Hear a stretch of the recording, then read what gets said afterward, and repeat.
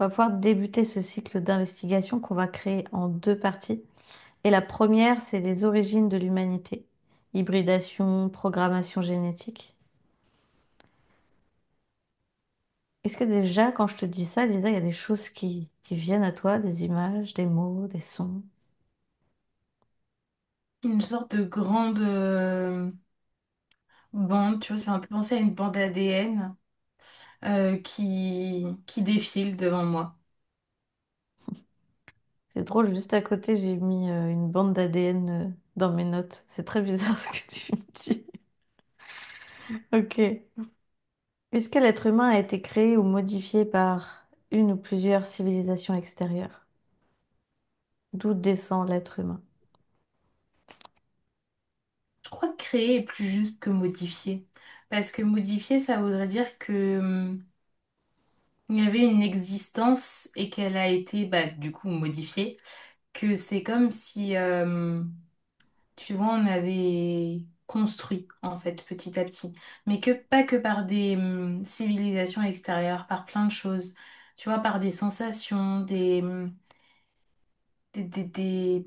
particules naturelles. Enfin, t'as un mélange de plein de choses en fait. C'est assez complexe. Des particules naturelles? Hmm. Comment ça? En fait, tu as des gens qui vont penser qu'on vient de tel endroit, de telle chose, de telle espèce. Moi, je me suis toujours dit qu'on venait de sous l'eau et qu'à force, on s'était créé. Enfin voilà, chacun a sa façon de penser. Qu'est-ce que tu entends par là pour qu'on puisse comprendre ta vérité et ce que toi tu perçois sur le sujet? Bah, physiquement, tu vois, au niveau de nos corps, euh, il y a une composition qui est quand même grandement à base d'eau. Mais tu vois, c'est comme si pour la constitution cellulaire, tu avais justement des mélanges des différents éléments, tu vois, qui avaient été mixés ensemble. Tu vois, comme si tu avais véritablement des bouts de, c'est bizarre, hein, de terre dans ton ADN. D'accord, mais est-ce que c'est une espèce qui a commencé à être créée par un microbe, par une mini-conscience sur Terre, qui a évolué, qui a...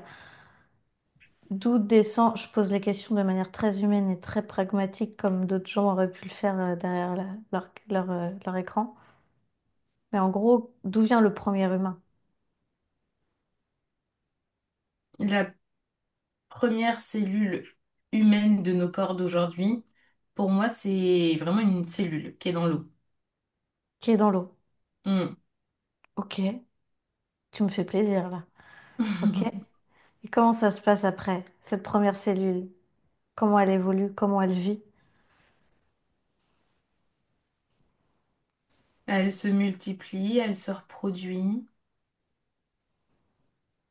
Après, tu passes par différents stades, tu vois. Tu passes par une sorte de petit amphibien, de petit poisson. Après, un amphibien donc, qui vit dans l'eau, sur terre. Puis ça évolue, tu vois, petit à petit, en fait, jusqu'à l'image de l'homme préhistorique qu'on a, quoi. D'accord. T'as des questions, Laurent, par rapport à ça? Oui, je peux voir cette évolution naturelle, en fait. Est-ce que la Terre a été, comment on dit, ensemencée avec toutes ces cellules vivantes? Parce qu'on s'aperçoit que la Terre a été, en fait, au début, c'était essentiellement une activité volcanique, c'était très minéral. Il y a eu de l'eau, mais qui est arrivée. Alors, je sais pas si l'eau est arrivée de l'extérieur, on sait. Mais est-ce qu'elle a été ensemencée? C'est-à-dire, est-ce que certaines civilisations ancestrales ont amené des cellules comme des cellules de végétaux, d'animaux, etc. Ouais, comme si les avait créés un peu, en fait. Qui les a créés?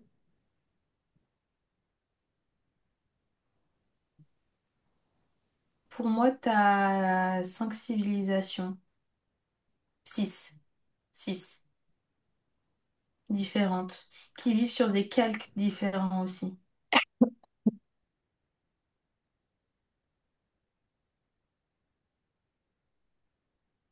Et elles sont venues tour à tour ou elles sont venues tout en même temps? Euh, J'en vois deux agir un peu de concert, sinon elles sont venues plutôt tour à tour, je dirais. Tu vois, compléter. Elles sont très complémentaires les unes des autres. Il y en a qui vont plus être sur les végétaux, d'autres plus sur les certains types d'animaux. Tu vois, par exemple sur les mammifères, d'autres Et sur... c'était quoi le but de ces civilisations? C'était de créer réellement à la base l'humanité? Hum, C'est plutôt la source qui a créé ça. En fait, si tu veux, pour moi, ça provient quand même de la source parce qu'après, tu as les âmes Ouais. qui descendent, qui s'accrochent, etc. Tu vois?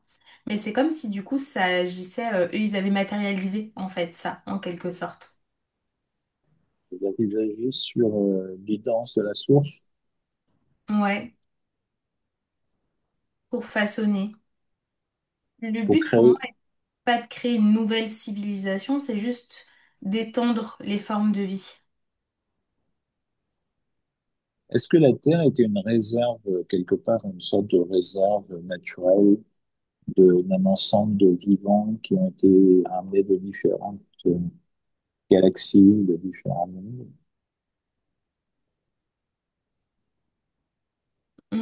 Ouais, pour moi, la Terre, en fait, il y a un peu une manière infinie de la façonner. Tu vois, c'est comme un grand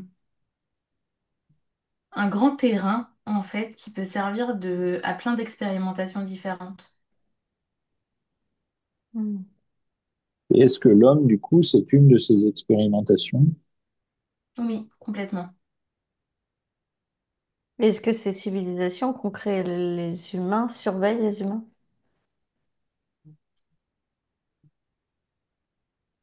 Oui, mais je dirais pas surveiller au sens malsain du terme. Comment ça? C'est plus, tu vois, des coups d'œil de temps en temps, mais c'est pas constant. Pour moi, on nous a laissé un peu nous débrouiller pendant très longtemps, pendant plus de 3000 ans. Et là, ça revient un peu. Il y a des coups d'œil, on essaye de nous envoyer des petites alertes, tu vois. Des faites attention à ça, ou essayez de vous orienter vers ça, ou là, il y a une nouvelle découverte, particularité qui sort. Mais c'est pas de l'observation, tu vois, en mode. C'est l'image que ça me donne, c'est, tu sais, quand t'étais petite, t'avais les boîtes à insectes où tu mettais des phasmes, ce genre de choses dedans, et t'avais une loupe Mhm. pour les regarder. C'est pas ce genre d'observation, tu vois. Et du coup, faites attention à quoi? C'est quoi tous ces messages qu'ils cherchent à véhiculer à l'humanité en ce moment? Même si je souhaite pas m'égarer dans ce cycle, mais je pense que c'est important à entendre du coup. Pour moi, c'est des messages qu'on a aussi pu entendre d'autres civilisations, qu'on a pu passer dans d'autres cycles.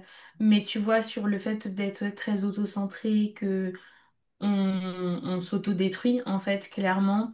Euh, on se détruit au sein de notre propre espèce. On veut toujours voir trop grand, tu vois. Il y a ce côté trop, en fait, sur lequel on nous alerte. Que ça soit au niveau de notre espèce directement ou aussi l'impact qu'on crée sur la Terre. Ok. Tout à l'heure, tu disais que tu vois l'évolution, tu as vu l'évolution de la vie avec les cellules, avec la création des amphibiens, etc., et puis des mammifères. Est-ce que, donc, il y a une évolution, tu vois une évolution, alors, quand tu regardes la cellule, tu vois une sorte d'évolution naturelle, mais quand tu regardes l'être humain d'aujourd'hui, est-ce que tu vois aussi cette évolution ou tu vois sortes d'interventions extérieures? Parce que on a le sentiment que notre humanité, entre guillemets, d'aujourd'hui est quand même très différente des squelettes qu'on retrouve d'anciens humanoïdes qui ont vécu il y a 10 000 ans, 100 000 ans, Mhm. enfin peut-être pas 100 000 ans, mais je dirais 1 million d'années ou 2 millions d'années, quoi. Bah, pour moi, ces squelettes-là, justement, font pas partie de l'humanité à proprement parler. On serait plus sur d'autres civilisations, tu vois. Mais oui, ne serait-ce que sur ce truc de cellules et après d'évolution, pour moi, il y a une sorte de précodage un peu pour aller, pour faire en sorte qu'une espèce évolue dans un sens ou dans un autre. Parce que même l'humain a évolué, donc on voit quand même qu'il y a une évolution permanente. Mais qu'est-ce qui crée ça? Bah justement, pour moi, c'est un mix entre l'évolution naturelle des choses et les codages dont je te parle dans l'ADN pour que, en gros, tu t'assures, tu vois, comme si tu avais déjà une forme de finalité, en fait, dans les premiers ADN.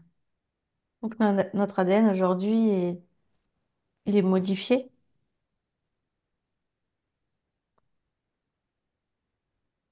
Est-ce qu'il y a des vagues? Est-ce qu'il y a des cycles d'enfants qui arrivent avec un ADN différent Enfin, tu vois ce que je veux dire ou pas?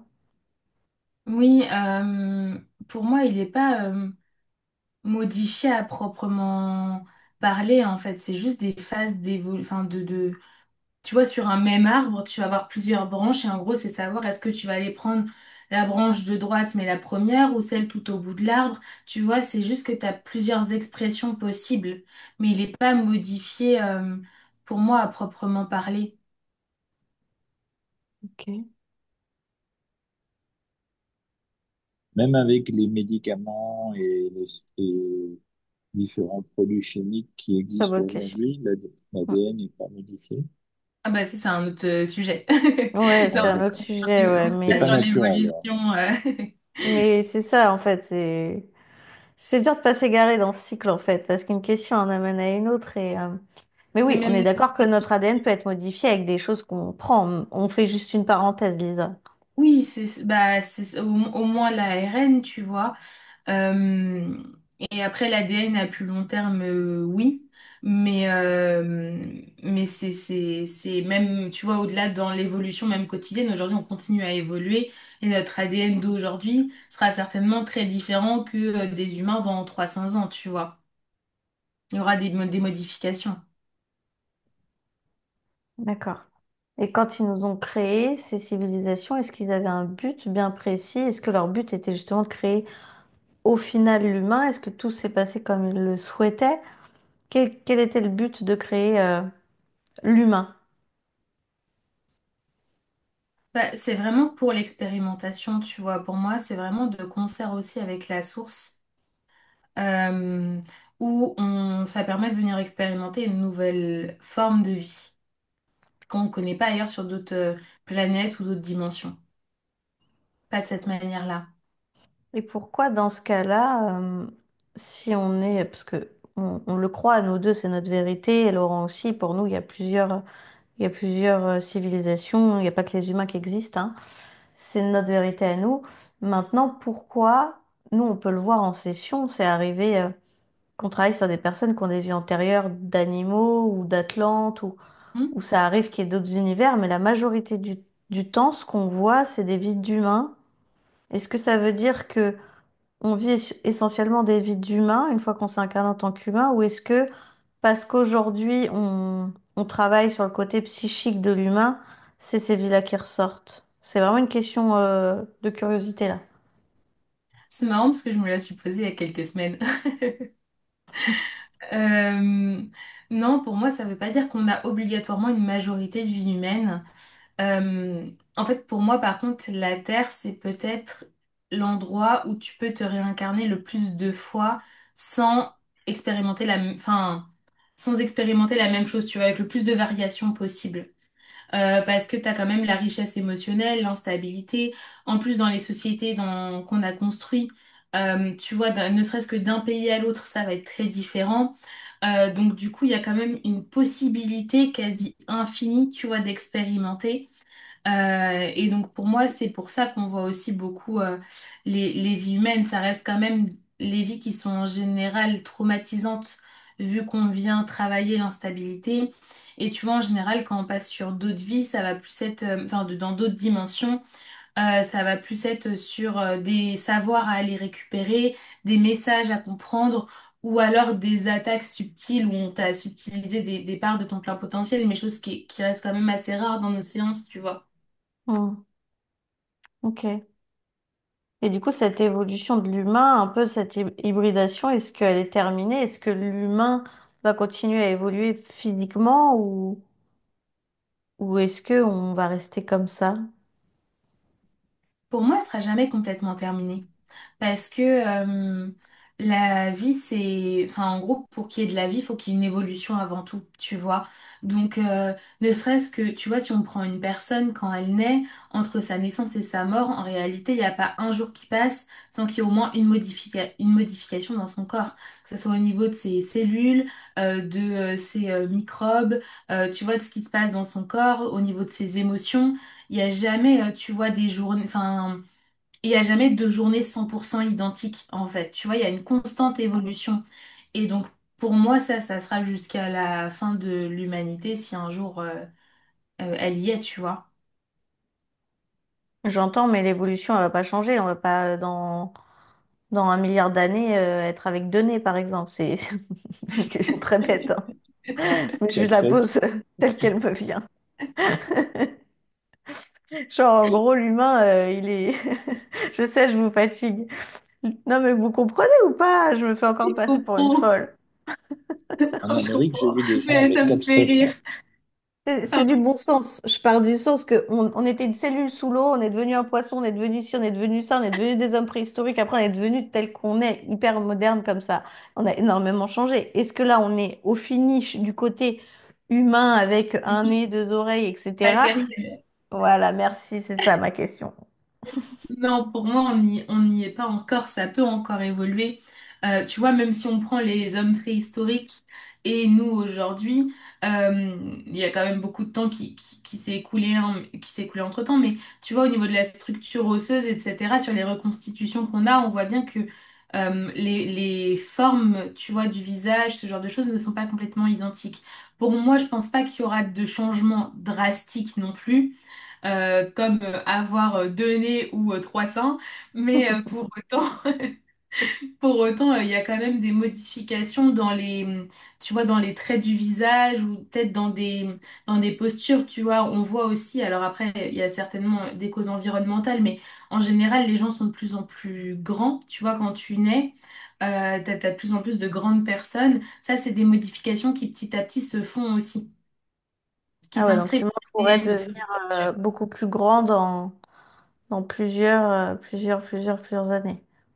Ouais, par exemple, ouais. C'est C'est pour moi, cool, je c'est... pourrais peut-être expérimenter le fait d'être grande un jour. Et quand tu feras 2,50 m, tu te diras, purée, elle est où ma vie où je faisais 1,50 m? Eh, je fais pas 1,50 m, hein. Mais Abuse t'as bien fait de pas. faire 1,50 m dans une autre vie. Abuse pas non plus. On est devant plein de gens qui nous regardent là. Ok. Est-ce que t'as d'autres questions par rapport à ça, Laurent? Bah écoute, j'ai entendu parler à un moment donné, on me parlait des Anunnaki qui auraient fait des modifications génétiques sur l'humain. Enfin, Hmm. je sais pas trop si c'est vrai ou pas, cette histoire. J'ai pas entendu le nom. Les Anunnaki. Les Anunnaki, tu sais, cette civilisation évoluée qui a été en Perse, enfin en Iran aujourd'hui, Iran, Irak, qui était en Perse à l'époque, et qui semble être venue de l'extérieur, c'est-à-dire que semble avoir n'a pas d'origine humaine, quoi. Pour moi, il n'y a pas de... ils ont apporté un peu leur pierre à l'édifice, mais on est plus sur du croisé, tu vois, du partage en fait. Un cadeau offert qu'autre chose. Je ressens pas le truc en mode, encore une fois, boîte à insectes, quoi. Oui, mais c'est un peu l'histoire d'ailleurs qui est racontée, c'est-à-dire que il y avait deux frères en fait, et l'un qui était plutôt généticien et qui a amené apparemment euh, un certain nombre de facteurs d'évolution mode pour créer l'homme moderne. Donc des humains capables de réfléchir, capables de d'évoluer et éventuellement d'atteindre des niveaux spirituels élevés, etc. Donc Hmm. il semble y avoir eu ça, c'est-à-dire que c'est effectivement une sorte de don ou un croisement en fait avec leur ADN. Ouais, moi je vois plus ça comme un peu un cadeau offert, tu vois. Donc ce qui reviendrait avec cette forme de croisement, qu'on a partagé des connaissances et c'est une sorte de présent offert à l'humanité. Enfin, un petit bout de l'humanité. Certains disent qu'ils ont vendu l'humanité, enfin, esclave. Je sais pas si c'est vrai ou pas. Ou les gens qui vivaient là-bas à l'époque.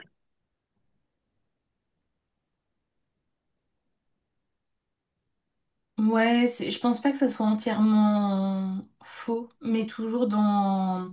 En fait, je pense qu'on a dû leur offrir très certainement des hommes et des richesses de la terre, tu vois. De l'or, ce genre de choses pour pouvoir acquérir leur cadeau à eux, leur part du marché. D'accord. Un peu du troc, quoi. Il y a eu un échange, alors. Ok. Ouais.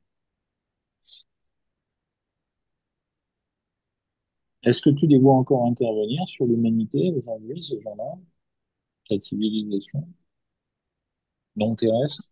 Je suis pas vraiment la sensation, non.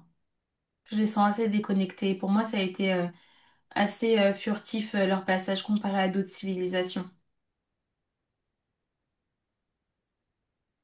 D'accord.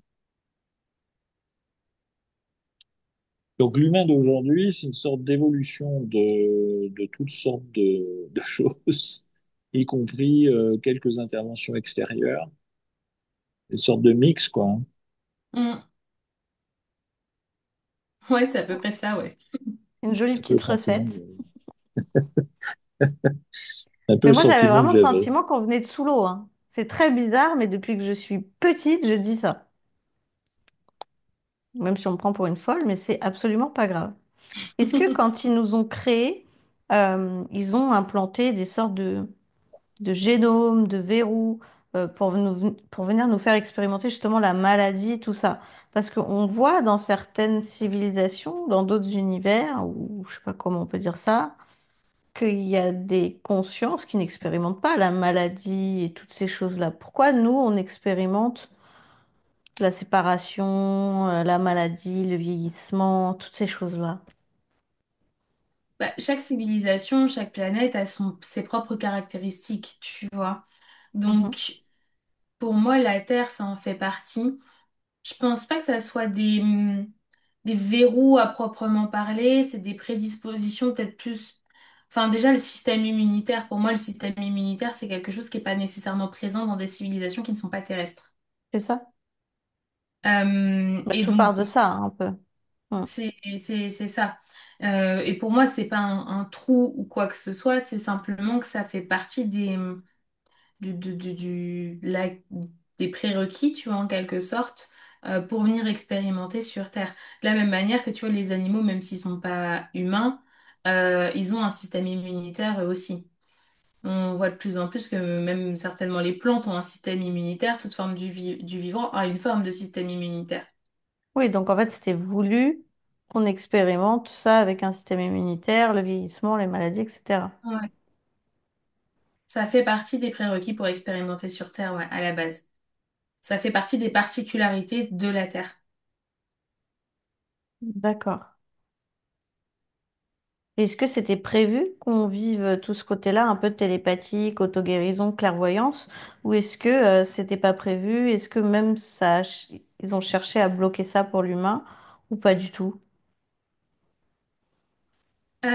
Ça a été quand même bloqué pour moi. Alors, pas bloqué, mais pas activé. C'est plutôt ça la nuance. Ça n'a pas été activé chez l'humain ou très peu, chez une poignée.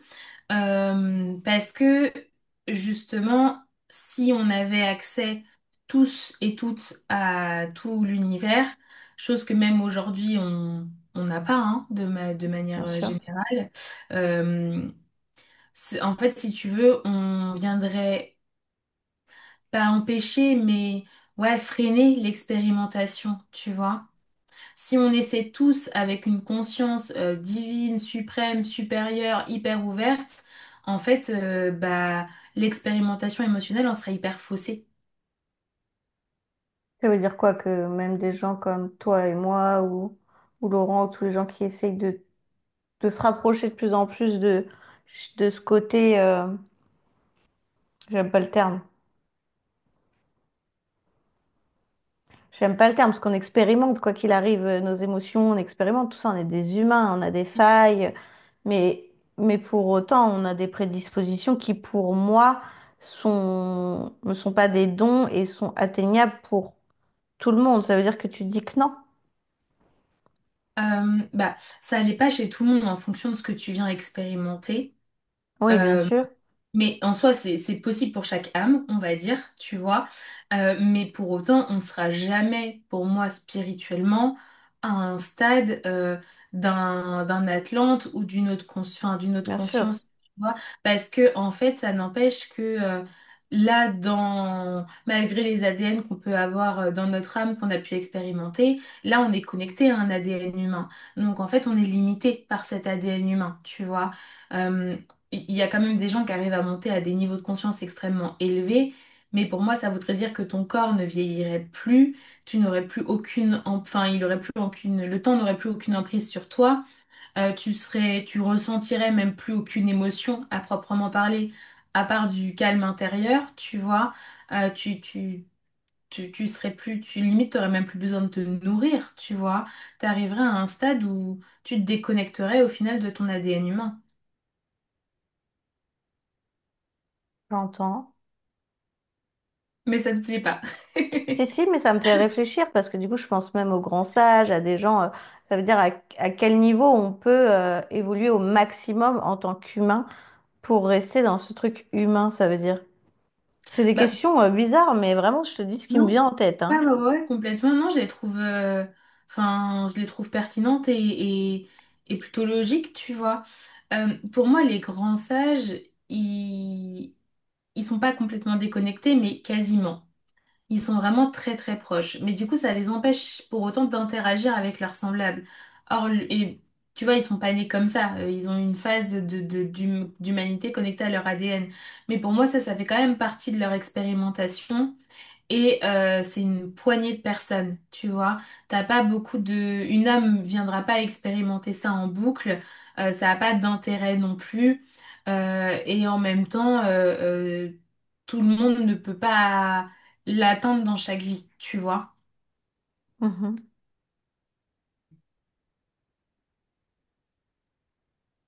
Et J'entends. j'ai deux, trois questions, mais vas-y, continue, et puis je... Non, et je me dis qu'au final, c'est super, du coup, d'incarner ce truc humain, pleinement humain. Mais on le voit aussi dans... Je sais pas comment exprimer ce que je suis en train de penser, c'est trop bizarre. Parce que je me dis, même dans nos sessions, t'as vu, on retire des trucs de dingue aux gens. Il y a des gens, ça leur retire leur libre arbitre. Il y en a qui ont des Mm. sorts sur eux. Enfin, je me dis, tout ça, des fois, ils Ça va peuvent pas sortir de marcher. leur vie humaine et être bloqués pour, peut-être pour d'autres incarnations beaucoup plus spirituelles et non humaines, non? Donc au final, Ouais. En fait, t'as les deux. Il y a des gens sur qui, du coup, ça peut avoir aucune emprise à partir du moment où l'âme, elle décide de s'incarner ailleurs. T'es plus atteint par ça, mais en même temps, t'as des personnes, tu vois, ça arrive pas tous les quatre matins, mais on le voit des fois que les âmes, elles sont prises au piège et que on te force à t'incarner, t'es biaisé, comme tu disais, on prend ton libre arbitre, et donc du coup, ouais, ça fait un peu une sorte de spirale infernale, tu vois. oui, parce qu'au final, c'est quand même bien de bosser sur soi, parce que sinon, tu peux, on le voit, il y a des âmes qui restent bloquées, et elles font quoi une fois qu'elles sont bloquées? Enfin, tu vois ce que je veux dire? Mm. Bah, vivre en boucle. Ce que je veux, ouais, s'en libère. Tout ça parce qu'elles sont incarnées en tant qu'humains. Tu vois, en gros, on a une chance d'être prisonnier parce qu'on s'incarne en tant que... Tu vois, je sais pas comment exprimer ce que je suis en train de penser, c'est horrible. Comme s'il y avait enfin, une fatalité, un risque à s'incarner en tant qu'humain, alors que tu l'aurais pas dans avec d'autres civilisations. Ouais, de ce que j'entends là, oui, complètement. C'est ce que Pour j'essaye moi, d'exprimer. pour moi, si tu peux avoir une forme de prison, dans d'autres civilisations, mais différentes. Tu vois, on l'a vu dans certains cas de figure où t'as quand même des batailles entre... y a pas de bien et de mal en réalité, mais tu vois, entre des énergies plus hautes et des énergies plus basses. Donc tu peux avoir une forme de prison. Tu vois, on voit des hommes qui sont attrapés dans l'entrevie ou dans des incarnations différentes qui perdent quand même des parts de liberté. Maintenant, c'est plus rare en effet que sur Terre parce que ça reste le propre de la Terre, mais pour autant, ça reste possible différemment dans d'autres civilisations. Ouais, c'est un vrai bordel. Ouais, J'en ai mal à la tête. Et quand tu veux avoir le contrôle sur tout, c'est horrible. tu peux pas. Bah Je peux pas oui, l'avoir. tu peux pas. Horrible. Vas-y, Laurent, je te laisse parler Oui, tant que je calme un peu mon cerveau ou pas.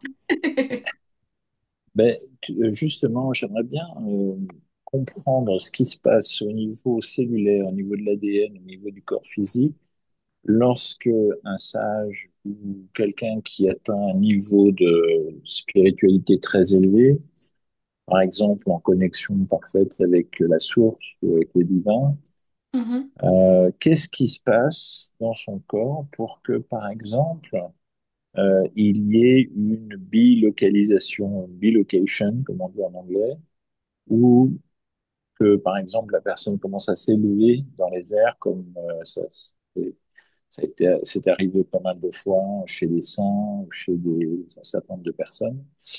Euh, Qu'est-ce qui se passe au niveau du corps physique? Bah, en fait, c'est comme si tu te détachais de ton corps physique. Tu vois, c'est un peu comme des sorties de corps finalement.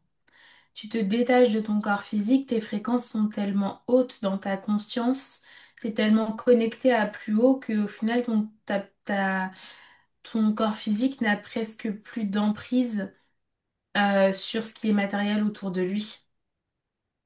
Mais ces gens, par exemple, je pense à un Padre Pio ou à d'autres personnes comme ça, physiquement, on les voyait, c'est-à-dire que elles semblent s'envoler avec leur corps, Oui. par exemple. Mm, Ou je vois par exemple Maître Philippe de Lyon, euh, on l'a vu physiquement et son corps était, les gens on le touchait, on discutait avec lui, à deux endroits différents. mm. Comment C'est c'est quoi ton possible truc? d'arriver, comment c'est possible d'arriver à, à se jouer quelque part de la matrice 3D? C'est ça que j'aimerais bien comprendre.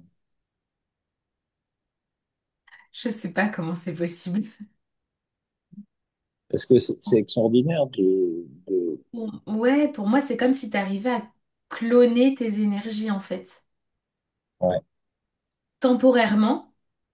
Temporairement, hein, ça demande quand même une énergie considérable de le maintenir. Mais, euh, mais pour moi, c'est un niveau de maîtrise, bah, je peux pas dire inatteignable parce qu'il y a des gens qui arrivent à le faire, mais quasi inatteignable, quoi. Rien qu'à comprendre. Moi, ça me paraît inatteignable. Donc ça veut dire que ce qu'on appelle le miracle, entre guillemets, c'est-à-dire cette espèce de glitch dans la matrice, cette espèce de truc qui arrive, qui ne pourrait pas arriver, qui ne devrait pas arriver, certaines personnes sont capables, spirituellement, j'entends, et même physiquement, de changer les lois de la nature quelque part, ou de recréer. Alors, certaines personnes partent du principe qu'on crée à chaque instant la réalité qui nous entoure, et notre Mm, corps physique en particulier, comme s'il était créé à chaque instant, mm, minute, seconde après seconde, tu vois. Et que certains sont capables, en élevant leur fréquence à un niveau très très élevé, de justement créer à partir de rien, créer de la matière, créer une rose, changer l'eau en vin, etc., etc. Pour moi, c'est aussi et surtout des consciences, des âmes qui ont expérimenté dans d'autres civilisations, qui ont accès, tu vois, à je vais appeler ça le clonage, tu vois, cette reproduction. et qu'on réussit malgré leur ADN humain. Mais pour moi, c'est un travail de plusieurs incarnations euh, à se reconnecter suffisamment à ces pratiques-là pour pouvoir l'appliquer quelques minutes dans le monde terrestre en fait. Et savoir matérialiser quelque chose, savoir, j'ai vu des trucs absolument incroyables hein, à ce niveau-là. Donc, c'est, Mais tu les as vus où? Sur ton écran ou en live? non, non, c'est des témoignages, en live aussi d'ailleurs, aussi des témoignages, beaucoup de témoignages de gens qui étaient présents. Que vraiment, je suis pas Euh, du genre à dire je ne crois que ce que je vois. Je déteste cette ben moi phrase. aussi, Mais moi là, aussi, franchement, je- faudrait que je vois ça pour y croire, quoi. Tu vois, c'est un truc ouais, de fou. ouais. Justement, j'aimerais savoir comment c'est possible d'arriver à changer la matière de telle sorte que on puisse, par exemple, quelqu'un qui est décédé le ramener à la vie ou quelqu'un qui est très malade de le soigner naturellement, etc.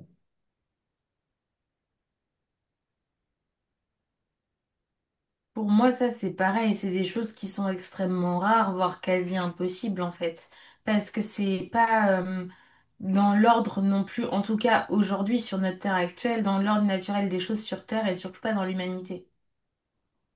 Moi, là où j'ai vu des vrais témoignages de gens qui sont soignés et qui ont des trucs un peu miracles, c'est des personnes qui font des sortes de morts imminentes et qui vivent une expérience après dans l'astral euh, et qui reviennent enfin, complètement guéris. Ça, c'est déjà arrivé, mais du coup, c'est pas par des humains. Hmm. Et d'ailleurs, la plupart des personnes par l'intermédiaire desquelles ça arrive le disent tous, en fait, ils disent tous simplement qu'ils sont juste des intermédiaires. Ils disent pas que ce sont eux qui font le son. Ils disent tous que c'était des intermédiaires du divin, entre guillemets.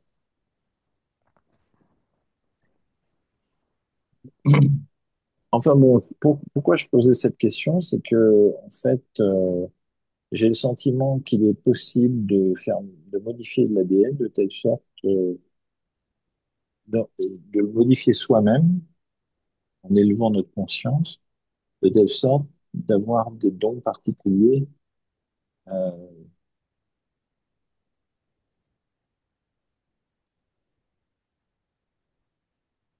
et donc, je voulais savoir si ça avait un impact finalement sur l'évolution humaine, quoi.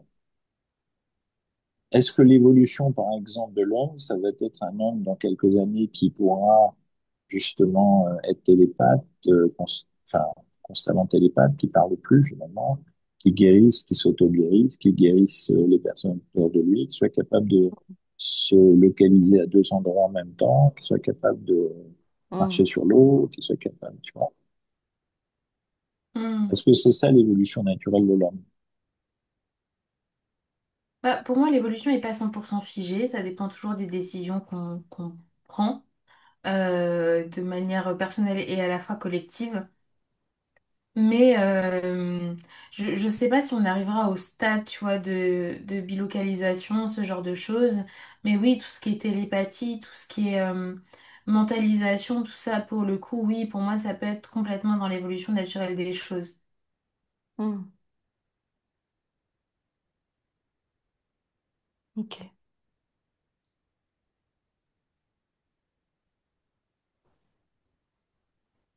Laurent, il sait qu'il réfléchit dans sa tête. J'ai cassé les deux avec mes réponses. Non, mais ça fait réfléchir. T'as d'autres questions par rapport à ça ou on passe à la partie 2, Laurent? Allons sur la partie 2. Allons sur la partie 2, qui est les hommes préhistoriques, la vie, leur conscience et les mystères. On voudrait savoir, Lisa, comment vivaient les hommes préhistoriques, en termes de famille, de communauté, d'environnement, comment ils vivaient. Pour moi, le mot communauté est assez intéressant parce que tu as des sortes de classes, tu vois. Pour moi, c'est assez euh, compartimenté, en fait.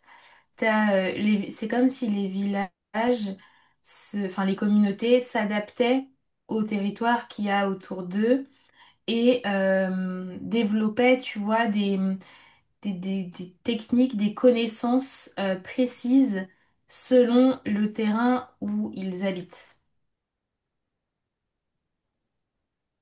D'accord. Selon le terrain où ils habitent. Ouais, D'accord. Et tu vois beaucoup de communautés? ouais, il y en a quand même pas mal, hein. Il y en a beaucoup. Je pourrais pas te donner un nombre honnêtement. D'accord. Et du coup, mais la manière dont ils vivaient, ça se ressemble quand même pour tous, non? Parce que là, c'est pareil, je veux dire, tous les humains, on vit pas tous de la même manière, on n'a pas tous la même façon de penser. Tu passes d'une région à l'autre, ou d'un pays à l'autre, c'est tout autre chose. Mais comment ils vivaient de manière générale? Bah, en fait, pour moi, tu as des modes de vie très différents. Tu vois, il y en a qui se nourrissaient enfin, uniquement de fruits, d'autres uniquement d'animaux, d'autres D'accord? de baies. Tu vois, tu peux avoir des modes de vie complètement aux antipodes des uns des autres. D'autres qui avaient un mode de vie plutôt nocturne, d'autres plutôt diurne, à l'inverse. D'accord. T'as pas, pour moi, t'as pas tu vois, un homme préhistorique type, en fait. Et qu'est-ce qui fait qu'il y avait autant de différences juste parce qu'ils vivaient pas sur les mêmes terrains? En fait, ouais, tu vois, ils se sont adaptés pour moi beaucoup à leur environnement. Euh, Et donc, du coup, en fonction d'où ils étaient enfin, ouais, positionnés dans le monde, ils ont c'est pas les mêmes capacités qui se sont développées. Par exemple, du coup, ceux qui vivaient plutôt de nuit, c'était plutôt pour moi des chasseurs. Et donc, du coup, dans ce cas-là, ils avaient une très bonne vision de nuit, chose que par contre, ceux qui avaient un mode de vie plutôt dans la journée, et qui allait plutôt se nourrir de baies, enfin de fruits, ce genre de choses. Bah eux, pour le coup, c'était plus le goût qui était développé, l'odorat. Enfin, tu vois, t'as plusieurs choses comme ça qui diffèrent en fait. Et pour moi, à un moment donné, il y a eu comme un élargissement du territoire, tu vois, du périmètre. Et donc, on a fini par se rencontrer finalement. Et donc, il y a eu des sortes, là encore, de trocs. Donc, par exemple, des villages de cueilleurs allaient se mélanger avec des villages de chasseurs. Et donc, au final, on est arrivé un peu sur un pied d'égalité au niveau des connaissances, des savoirs. D'accord. Et ils communiquaient, un, deux, trois, ils communiquaient comment? De manière verbale ou est-ce qu'ils utilisaient la télépathie? Quel était leur mode de communication? Tu as des formes de sons. Euh, ouais, un peu des sons, par les gestes aussi, et en effet par la télépathie. Pourquoi ça s'est perdu, du coup, cette télépathie, vu qu'on est censé évoluer? L'évolution n'est pas nécessairement vers une ascension. Je, je pose les questions comme elles me viennent. Je n'ai pas forcément toujours raison dans ma manière de faire. Je suis Euh, humaine, je n'évolue pas toujours de manière constante. J'ai le droit à la régression, moi aussi. Bien sûr. Non, je pense en réalité, il faut pas voir ça comme une régression nécessairement, mais c'est simplement que avec l'évolution, on a commencé, tu vois, on a pu acquérir après des nouveaux savoir-faire, des nouvelles manières d'être, de se comporter. Enfin, d'ailleurs, on a introduit le comportement à proprement parler, alors qu'il n'était pas forcément pour moi avant. Et donc, du coup, on a commencé tu vois, à créer des dialectes avec ces fameux sons, on les a déformés. Et en fait, petit à petit, parce que je pense que pour autant, tu ne pouvais pas être en télépathie comme aujourd'hui, si je vais, je sais pas, au Sri Lanka, ça va être compliqué de communiquer, à part avec l'anglais, de communiquer avec les personnes qui vivent là-bas, tu vois, je parle pas leur dialecte et eux parlent pas le mien. Et donc du coup là c'est un peu la même chose. C'est comme si dans la télépathie, tu avais des sortes de fréquences, tu vois, un peu comme les radios, où selon la fréquence sur laquelle tu te calques, tu vas pas capter les mêmes populations, tu vois. Et donc, du coup, c'est pour ça que la parole, pour moi, est venue petit à petit, comme s'il avait fallu créer une sorte de langage commun. Commun ou non, parce qu'on le voit même quand tu es en télépathie, tu peux communiquer avec des animaux, tu peux communiquer avec un anglais, un allemand, et pour autant, Ouais. là, la barrière verbale, au contraire, elle bloque pour les personnes qui n'ont pas... Oui, sauf que tu as différentes formes de télépathie, en fait. Ouais, c'est vrai. Tu vois, là, moi, je suis connectée à une fréquence plutôt universelle, on va dire. Mais tu vois, on le voit même en session, hein. Ça m'arrive. On va faire une session sur une cliente en Belgique. À la fin de la séance, enfin, au fur et à mesure que la séance avance, ma voix, elle va se modifier légèrement et je vais avoir, je sens dans mes consonances, des consonances plus proches de celles de la personne sur qui on travaille que des miennes, tu vois. Pareil, quand on se connecte à des personnes qui ont beaucoup de mal à s'exprimer, ou qui ont beaucoup de choses Oui, bloquées, on je vais n'arrive avoir du plus à mal parler. à trouver mes mots. Et toi, c'est pareil, parce Mm, qu'on est connecté à un certain canal, en fait. Et là, c'est mm. un peu pareil, c'est comme si tu avais des canaux spécifiques qui avaient été créés et que du coup tout le monde les utilisait naturellement comme nous, naturellement on parle français ou anglais ou peu importe la langue. Et donc du coup ça demandait à recréer, à se réadapter à un nouveau canal commun. Tu vois, fallait recréer une sorte de pont en fait enfin créer tout court une sorte de pont qui n'existait pas nécessairement ou qu'on n'avait pas découvert du moins. Ok, ok. Est-ce que les hommes préhistoriques avaient un côté spirituel, des croyances, des rites liés à la mort, aux naissances, aux saisons, des choses comme ça? Ouais, t'as des rites. Euh, on peut parler de religion, je pense, c'est une forme de foi. C'est pas, tu vois, là, comme la télépathie, c'est pas comme on l'entend aujourd'hui. Je pense que c'est pas une religion comme on l'entend aujourd'hui. Mais il y a une grande connexion quand même au ciel, aux étoiles, à la nature de manière générale. Et pour moi, il y a déjà cette conscience qu'il y a, enfin, pas quelque chose de plus grand, mais que ça ne vient pas de nulle part. Tu vois, que ça vient de quelque chose, en fait. C'est plus ça. J'avais vraiment cette phrase dans la tête, qu'il y a quelque chose de plus grand. Et toi, t'as répondu, pas qu'il y a quelque chose de plus grand. Peut-être qu'on vient de faire de la télépathie encore. Ok, On s'habitue, c'est quasi quotidien. ok, c'est intéressant. Et du coup, enfin, quand il y avait un mort ou quelque chose comme ça, est-ce qu'ils faisaient une sorte de cérémonie à leur image, hein, bien évidemment. Est-ce que, Ouais. Oui, pour moi, tu as quand même les rituels parce que même si l'émotionnel n'est pas celui qu'on connaît aujourd'hui, il y a quand même ce truc d'attachement. Tu vois, rien que pour moi, pour vivre en communauté, il y a ce hmm. truc de clan, d'être soudés les uns avec les autres, tu vois. Donc, oui, pour moi, il y a quand même ce côté de prendre soin d'eux. Et sachant que, c'est une question bête, mais en gros, sachant qu'ils vivaient à l'époque, mais qu'ils avaient quand même un ADN humain, ils sont là, ils expérimentent la maladie, etc. Comment ils s'en sortaient? Parce que tu vois, aujourd'hui, nous, t'as à peine quelqu'un qui a du diabète ou des problèmes de thyroïde ou en fait, tu vois, souvent, à l'époque, quand je suis tombée malade, on me l'avait dit en rigolant, en me disant, mais toi, t'aurais été à l'époque, du coup, tu serais déjà morte, quoi, parce que t'aurais pas eu la médecine, t'aurais pas eu ci, t'aurais pas eu ça. Comment ça se passait pour eux? Pour moi, déjà, il n'y a pas tous les problèmes qu'on a aujourd'hui. Il y a plein de maladies qui se sont créées petit à petit. Il y avait beaucoup moins de microbes, de bactéries, de virus. On parlait de système immunitaire tout à l'heure. On était quand même beaucoup plus résistant aussi. On s'affaiblit beaucoup et plus la médecine européenne, hein, j'entends, évolue et plus des maladies arrivent, tu vois. C'est quand même le comble. On Mm. évolue, on n'est pas censé régresser, désolé, mais comme tu dis, plus la médecine se met en place et plus les maladies arrivent.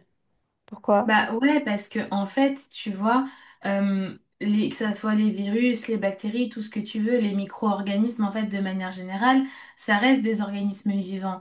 Et donc, du coup, ils s'adaptent, tu vois. Ils sont en constante évolution eux-mêmes. Regarde, aujourd'hui, on a de plus en plus de cancers et des cancers qui sont de plus en plus agressifs aussi. Et on est toujours obligé de trouver des nouveaux traitements Parce que, en fait, bah, au final, les micro-organismes vont s'adapter et devenir plus résistants aux solutions qu'on trouve. Et voilà, tu vois, Il y a euh, il y a ouais. forcément une cause à ça. Si à l'époque des hommes préhistoriques, il y avait moins de maladies, il y a forcément des causes, que ce soit dû à ce qui se passe sur Terre ou à ce que l'humain véhicule ou pharmaceutique ou quoi que ce soit, plus aussi ce côté émotionnel, parce qu'on le voit nous en session, il y a plein de gens qui tombent malades et qui ont des cancers parce que la personne ne s'est pas écoutée, la personne a du diabète parce que toute sa vie elle a fait les choses à contre-cœur, elle s'est pas priorisée, elle était dans le sacrifice et du coup, elle tombe malade. Euh, on le voit, on fait beaucoup même de nettoyage des cellules qui viennent nécroser et qui créent des maladies. Donc, qu'est-ce que ça veut dire? Ça veut dire qu'à l'époque des hommes préhistoriques, on était moins affecté émotionnellement, on avait moins de problèmes. Et sur le côté physique, ça veut dire quoi? Que tout ce qu'on a mis en place, les pesticides, la manière de traiter notre terre, peut-être le pharmaceutique, est-ce que tout ça joue un rôle du coup sur la maladie? Bah alors pour moi oui ça joue un rôle mais tu vois même avant et c'est quand tout à l'heure je te disais que je m'étais posé la question il y a quelques semaines de on voit pas pourquoi on voit si peu de vie non humaines dans les séances. La question à la suite que je me suis posée c'est même dans les vies humaines ce n'est quasiment jamais arrivé qu'on tombe sur des vies préhistoriques par exemple. C'est vrai que c'est très, c'est C'est ouais. très c'est arrivé, mais franchement, je pense que ça se compte sur les doigts d'une main, tu vois. Ben Et ouais, de dingue. je me suis fait cette réflexion-là. Et en fait, je pense qu'on avait une forme de conscience qui n'est pas la même aujourd'hui, parce que tu vois, même, ok, il y a les pesticides, le pharmaceutique, la pollution, tout ça, ça joue, on est d'accord. Mais tu vois, même, regarde, au Moyen Âge ou avant, pour autant, les sols, ils n'étaient pas pollués comme ça l'est aujourd'hui. Et ils avaient des maladies différentes des nôtres, mais tu vois, ils avaient de la peste, ils avaient d'autres choses. Donc ils étaient, eux, atteints aussi par les maladies. Donc je pense que c'est plus une forme d'évolution de la conscience, des émotions, la structure psychique qui a fait que du coup on en est venu aussi, tu vois, être plus sensible en fait, quelque part, à se détacher plus du côté animal parce que, tu vois, les animaux qui vivent dans la nature, les animaux domestiques, je trouve qu'ils sont de plus en plus atteints par nos maladies à nous humaines, mais les animaux dans la nature, globalement, ils sont quand même pas très atteints, tu vois, par des cancers ou, enfin, en général, ils vont mourir soit d'une attaque, enfin, soit d'une infection, Mhm. mais enfin, en général, tu arrives à trouver une cause euh, logique en voyant l'animal directement, tu vois. Mais comment ça se fait que, justement, tu l'as cité, hein, c'est des choses qu'on travaille pas beaucoup en session. Mm. C'est-à-dire que quoi, que même spirituellement parlant, on se nettoyait mieux quand on était Ouais. à cette époque-là, quand... ouais. Ouais, pour moi, ouais. Mais on est plus. En fait, on est à la fois moins connecté et plus. En fait, je dirais qu'on était moins connecté, peut-être émotionnellement, mais en même temps plus connecté à notre corps, à la terre, à, tu vois, plus aligné, en fait. Hmm. Plus connecté à tout et du coup, parce que les émotions, ça, on le dit très souvent aussi, mais une émotion, à la base, elle dure pas plus d'une minute. Et quand elle dure plus longtemps, c'est que tu l'entretiens, c'est que tu l'alimentes. Alors, à juste titre ou non, Hmm. mais tu l'alimentes. En fait, il y a quelque chose qui crée un mécanisme qui se crée en toi qui fait que tu boucles dessus. Hmm. En fait, pour moi, c'est aussi une sorte de surécoute de ton corps, ce qui est paradoxal parce qu'on dit aux gens de plus s'écouter, mais à la fois, des fois, plus s'écouter permet d'arrêter de surenchérir, tu vois, sur ses émotions et sur tout ça, et de suralimenter. Et en fait, pour moi, on avait un meilleur équilibre avant que ce qu'on a aujourd'hui. Parce que les sociétés ont fait qu'on nous a dit, il faut pas vous écouter, ou alors, au contraire, on valide à fond ton émotionnel, épanche-toi sur tous tes déboires, et du coup, t'alimentes, et au final, t'as plus de justesse, en fait, entre les deux. Il est où le bon curseur, tu vois? Mhm. Ok. Je vous ai reperdu. Replongez dans Non, vos non, pensées. non, Est-ce que, j'entends, mais... ouais. est-ce que Pardon, vas-y. l'évolution, est-ce que l'évolution de l'émotionnel, parce que c'est vrai qu'on voit l'émotionnel prendre de plus en plus de place, est-ce que Mm. cette évolution est parallèle à l'évolution de l'ego? Parce que j'ai le sentiment aussi que, en fait, ces personnes à l'époque vivaient dans un système où Oui. l'ego n'avait pas l'air d'être trop développé et le sentiment que cet ego s'est développé avec le temps. C'est Et un du peu la coup, sensation que j'ai ouais. aussi. Ouais. Pardon, vas-y. Vas-y, je pensais que Ah tu non, allais mais dire. justement, c'est ma question, en fait. Bah ouais, parce que moi j'ai vraiment ce sentiment de collectivité, tu vois, et un individu seul ne fait rien en fait. Et aujourd'hui on développe beaucoup le côté individualiste. Donc oui, je pense que ça joue. En fait, l'émotionnel et l'ego sont très liés, tu vois, même quand tu exprimes une émotion, c'est je suis, je ressens, tu vois, ça part de nous, t'es à l'écoute constamment. Et ce qui est paradoxal, hein, pourtant de dire ça pour une hypersensible, mais en fait, c'est comme si du coup, il y avait aussi ce décalage de on est, enfin, du coup, le collectif est trop grand. En fait, la collectivité aussi aujourd'hui, pour moi, n'a plus de sens. Et c'est ce qui pousse aussi à se tourner vers l'ego. Parce qu'on n'est plus sur des petits villages, des petites collectivités aller, on va dire, maximum 100, 200 personnes, tu vois. Les villes, c'est immense, même les communes aujourd'hui. Moi, je vois, je vis dans une petite commune et pourtant, on est quand même 2000 habitants. Donc, c'est bien loin des villages qu'on pouvait imaginer où on était, pour moi, maximum peut-être 5 ou 700. Donc en fait, même le sens de la collectivité aujourd'hui, elle a plus la même signification qu'avant. Donc, ça dépend où, hein. Oui, ça dépend où, mais là moi je parle dans nos sociétés à proprement parler. Et après, dans les tout petits villages, justement, tu arrives à retrouver cette Oui. cohésion, tu vois. Moi, je Oui, tout parle plutôt dépend les de manière pays, les générale. régions. Oui, Ouais, mais c'est complètement. important de le dire parce Oui, oui, bien que sûr. faut Et ouvrir donc, aussi si, les consciences, quoi. Mm. et ce que tu veux dire, c'est donc, en fait, on a perdu ce sens un petit peu de la communauté où on faisait les choses ensemble, où on était quelque part assez transparents les uns avec les autres parce que finalement, on était tout le temps à travailler ensemble pour une société un petit peu plus individualisée, un petit peu plus inhumaine, où l'ego s'est développé avec un certain nombre d'émotions qui sont pas forcément justes. Ouais, puis je pense qu'en fait, tu vois, il y a aussi le côté de connaître les autres populations. C'est-à-dire que là, par exemple, euh, nous, on est en Bretagne, mais on sait qu'il y a du monde partout en France, partout en Europe, que partout aux États-Unis, où toi, t'es, Laurent, par exemple. Enfin, tu vois, on a conscience que la Terre est peuplée un peu partout. Chose qu'avant, pour moi, c'était pas forcément le cas. Ce qui faisait que t'avais pas toujours cette aspiration à plus grand, tu vois. T'apprenais déjà à te concentrer sur ce que t'avais, sur tes ressources. Mm. Et en fait, tu vois, l'humain est très curieux et pour moi, ça a toujours été. Mais du coup, en fait, à savoir qu'il y a une humanité partout, ça arrive aussi un peu à une sorte de course de laquelle sera la meilleure société. Et ça, c'est vrai que c'est des trucs que tu vois très souvent. Par exemple, le pays le plus pauvre, le pays le plus riche, le pays où il y a la meilleure éducation, le pays où il y a le plus de maladies. Enfin, tu vois, en fait, tu as un classement constant avec tout le monde. Et donc, du coup, ça vient aussi briser les collectivités et pousser à une forme d'individualité, en fait. Mais ça, c'est les systèmes qui ont créé ça, ce truc de classement et qui ont commencé à mettre ça dans la tête des gens. Il Bon, y a Ouais, ça, forcément un moment c'est donné une où... caractéristique de l'ego, ça. Ouais, Ouais, complètement. la comparaison. mais Oui. tu vois, pour moi, enfin, même si on remonte à des époques, tu vois, Renaissance, etc., Moyen Âge, où, tu vois, il y avait quand même s'il n'y avait pas de classement à proprement parler publié, tu vois, il y avait quand même je suis la plus grande puissance ou je suis le pays avec la plus grosse armée. Tu vois, il y a Mm. toujours eu cette guerre d'ego à partir du moment où tu savais qu'il y avait autre chose ailleurs. C'est comme si du coup à un moment donné, il avait fallu montrer qu'on était, tu vois, c'est comme si la suprématie un peu était rentrée en ligne de compte alors qu'avant, elle n'y était pas du tout, quoi. Ok.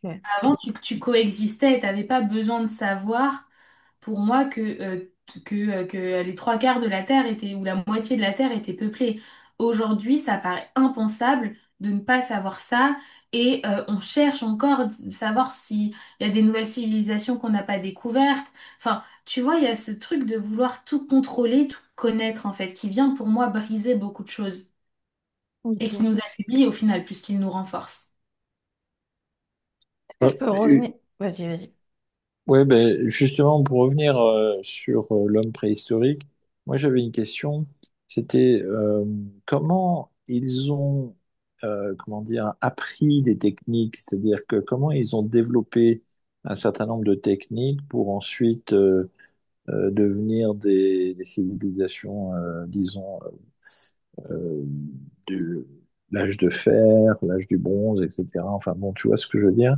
Comment ils sont passés? Est-ce qu'ils ont reçu ces idées venant par l'intermédiaire de l'inspiration, de l'esprit, provenant de la source ou comment ça s'est passé? Pour moi, il y a une base qui est naturelle en fait. Tu vois, sur tout ce qui est alimentation, vivre en collectivité, ça pour moi, c'est quelque chose qui est naturel, qui est ancré. Maintenant, il y a en effet des évolutions et pour moi, ça fait partie de la curiosité justement de l'homme qui est présente depuis le départ, à savoir comment est-ce que je peux améliorer, je pense pas que c'était avec ces mots à ce moment-là, mais tu vois, comment est-ce que je peux faciliter, améliorer ou servir plus largement, plus efficacement pour ma communauté, tu vois. Hmm. Et Il y donc, a un truc, ouais, il a dû être inventif. il y a un truc qui m'avait marqué. Un jour, j'ai visité un village dans les Pyrénées, un village préhistorique, je crois qu'il avait 18 000 ans.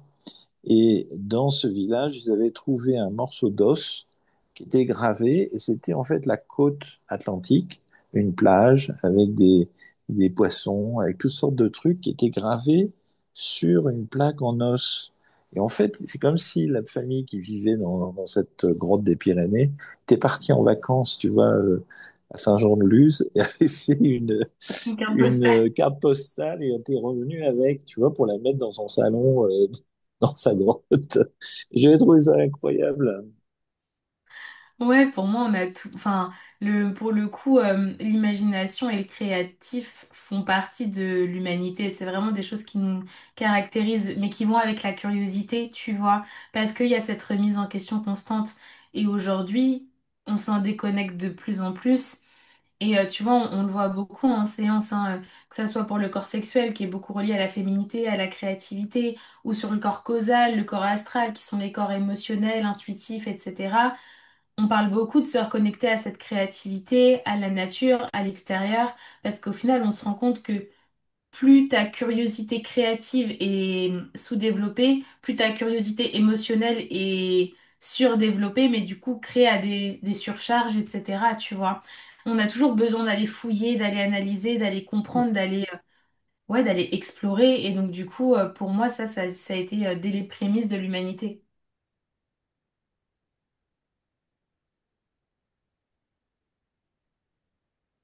Tu veux aller sur les peintures, Charlotte? Vas-y. Pourquoi il peignait dans les grottes? Bon, après, tu m'as dit que ça changeait d'une civilisation à l'autre, donc c'était peut-être pas tout le monde au final. Est-ce que, il y avait une signification à ça, une fonction rituelle, spirituelle ou autre? Pour moi, il y avait déjà une forme de garantie des mémoires, en fait. Euh, Pas mémoire dans le sens où il faut pas oublier, mais mémoire dans le sens de respect. Tu vois, d'avoir conscience. Pour moi, quand, par exemple, tu vois, ou quand tu poses ta main, tu mets des traces de main sur un mur, c'est que tu t'ancres dans la collectivité. Donc, c'est plus, ouais, dans le sens rituel, je pense. Le fait d'appartenir à un tout. D'accord. Et du coup, les peintures veulent quand même dire quelque chose. Pour moi, elles racontent beaucoup. Elles racontent leur époque, leur vie, leur fonctionnement, tu vois. C'est un peu, Laurent parlait de l'ancêtre de la carte postale, bah là, c'est un peu l'ancêtre des, des, des SMS en quelque sorte, mais en différé avec des années d'écart, quoi. Donc c'est pas enfin, c'est pas vraiment des transmissions codées, c'est plus des symboles qui viennent raconter ce qu'ils incarnaient, ce qu'ils expérimentaient. Pour moi, ouais, on combiné au rituel. À quel rituel? Bah justement, tu vois, ce truc de collectivité, de faire partir d'un tout, ou de dire au revoir à des personnes qui sont décédées, ce genre de choses. Ok, ok. Moi, je vois la beauté des peintures qu'on peut voir, par exemple, à la grotte Chauvet. Tous ces animaux sont représentés de façon absolument magnifique. Mm.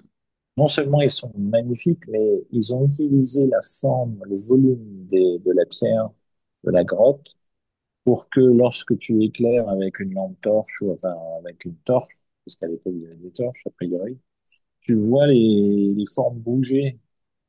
Extraordinaire D'accord. comme truc. Ouais. Ah ouais, c'est vraiment. Puis la qualité du dessin est vraiment. Et ça a 30 000 ans, je crois, hein, Mm. Chauvet. 30 000 ans, ça remonte quand même, hein. Ouais, ça doit faire bizarre. C'est magnifique comme endroit. Mm. Faudrait que j'aille voir.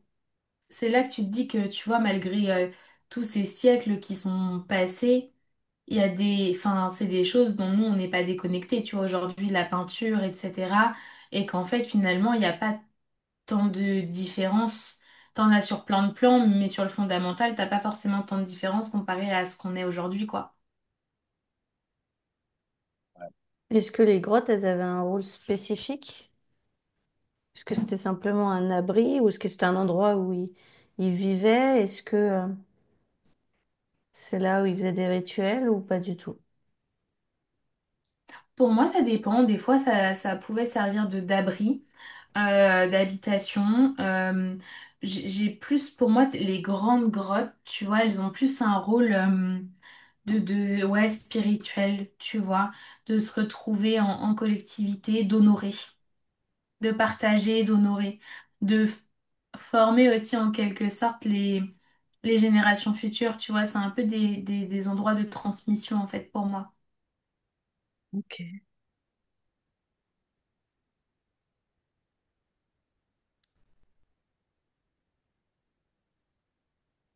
Ok. Est-ce qu'il existe des liens entre ces grottes et des réseaux énergétiques? Est-ce que c'est des choses qu'on pourrait capter en y allant, genre des mémoires, de cérémonies ou autres? Ouais, complètement, hein, on pourrait, hein. Ok. Pour moi, on pourrait, t'as quand même la mémoire de la pierre, puis vu qu'il y avait beaucoup d'énergie, tu vois, utilisée, ne serait-ce que pour la télépathie, ce genre de choses, pour moi, on peut tout à fait capter des messages, hein. Et est-ce que eux, ils ressentaient des sortes de présences, enfin, en gros, sur le monde subtil, des entités comme nous, on peut avoir sur Terre, là, nous les humains? Pour moi, oui. Ouais. Et ça, ils l'ont. Pour moi, c'est quelque chose qui a été acquis assez rapidement, tu vois. Ce côté d'avoir quelque chose d'autre que soi. Tu vois, la conscience des animaux, tout ça, pour moi, c'est quelque chose qui a eu très rapidement. Ok. Est-ce que tu as d'autres questions, Laurent? Ouais, moi j'ai une question, c'est quand tu es en France, tu as beaucoup de peintures magnifiques, des peintures rupestres anciennes, en France, en Europe, en général, en Espagne aussi, d'animaux. Et ici, aux États-Unis, notamment dans le sud de l'Utah, tu as des peintures sur les murs qui représentent des personnages vraiment étonnants, qui n'ont Hmm. rien à voir avec des animaux, qui n'ont rien à voir avec des humains non plus. D'où Alors, ma question en plus. qu'est-ce que c'est que ces représentations qu'ils te font? Tu vois parce que j'en ai en tête là que j'ai vu physiquement moi-même. Tu as l'impression que c'est un cosmonaute quelque part ou un robot ou un truc qui sort d'un film de science-fiction. Alors comment c'est possible ça? Qu'est-ce qu'ils ont vu pour représenter ça? Ah, je sais pas trop ce que c'est. Des formes de... Est-ce que tu vois, ça serait pas une civilisation justement avec laquelle ils auraient échangé? Je me demande si c'est pas ça.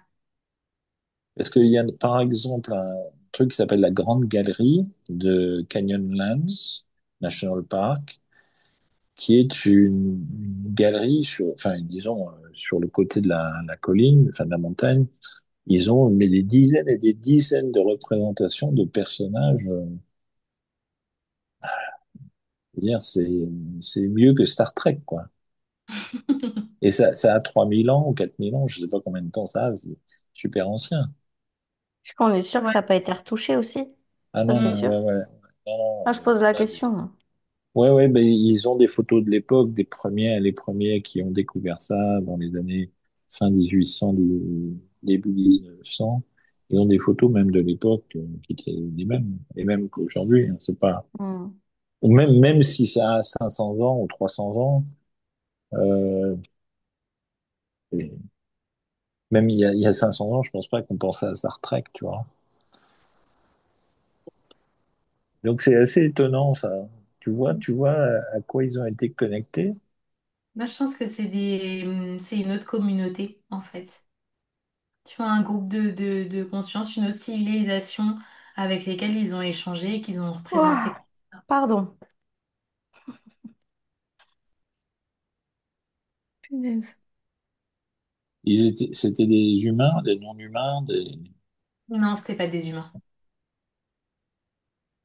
Ok. C'est un peu le sentiment qu'on a quand on voit les dessins, quand même. Hmm. Ah bah c'est assez incroyable. Est-ce que tu as d'autres questions, Laurent? Non, pour l'instant, ça va. On a vu beaucoup de choses. Donc,